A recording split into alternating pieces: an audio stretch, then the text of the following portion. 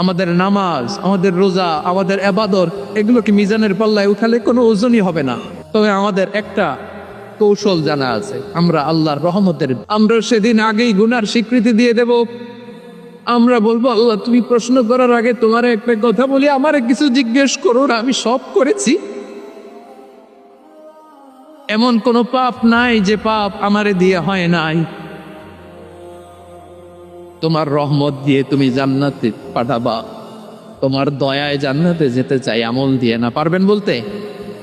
কিয়ামতের দিন আমরা বলবো, আল্লাহ আমার আমল দিয়ে জান্নাত চাই না, আমি তোমার দয়া দিয়ে জান্নাত চাই। তোমার দয়া ছাড়া আমার কোনো উপায় নাই।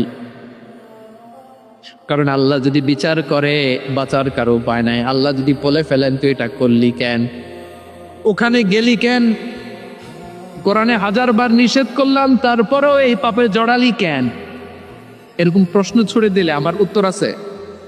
বাঁচার কোনো উপায় আছে? রোজ হাসরে হে আল্লাহ আমার করোনা বিচার, আল্লাহ করোনা বিচার, বিচার চাহিনা তব দয়া চাই, এ গুনাহগার করোনা বিচার। আপনার আমল দিয়ে জান্নাতে যাবেন? কি দিয়ে যাবেন?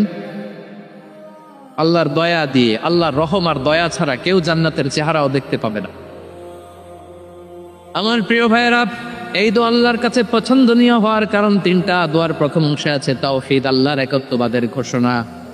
এই দোয়ার দ্বিতীয় অংশ আছে তাসবিহ, আল্লাহর প্রশংসা সূচক বাণী। এই দোয়ার 3 নাম্বার অংশ পাপের স্বীকৃতি। তাহলে আমরা সবাই গুনাহগার, আমরা আল্লাহর কাছে পাপের স্বীকৃতি দিয়ে বলবো, ও আল্লাহ ইন্নী কুনতু মিনাজ জালিমিন, আমরা জুলুম করেছি, পাপ করেছি, অন্যায় করেছি, আল্লাহ বুঝতে পারি নাই, শয়তানের ওয়াসওয়াসায় করে, বন্ধুর পাল্লায় পড়ে, নফসের খায়েশ মিটাতে যে আল্লাহ করে ফেলেছি।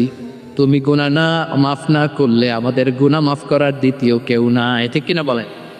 এভাবে অনুতপ্ত হয়ে যদি আল্লাহর কাছে দোয়া করেন, দেয়ালে পিঠ থেকে গেছে, কোন রাস্তা নাই বের হওয়ার, ওই মুহূর্তেও আপনাকে বিপদ থেকে উদ্ধার করবে কে? বিশ্বনবী চরম বিপদে পড়লে 2টা দোয়া পড়তেন। প্রথম হলো এটা, লা ইলাহা ইল্লা আনতা সুবহানাকা ইন্নী কুনতু মিনাল জালিমিন। হে দোয়াটা আমরা বেশি বেশি পড়ব প্রিয় ভাই। রাজি আছেন?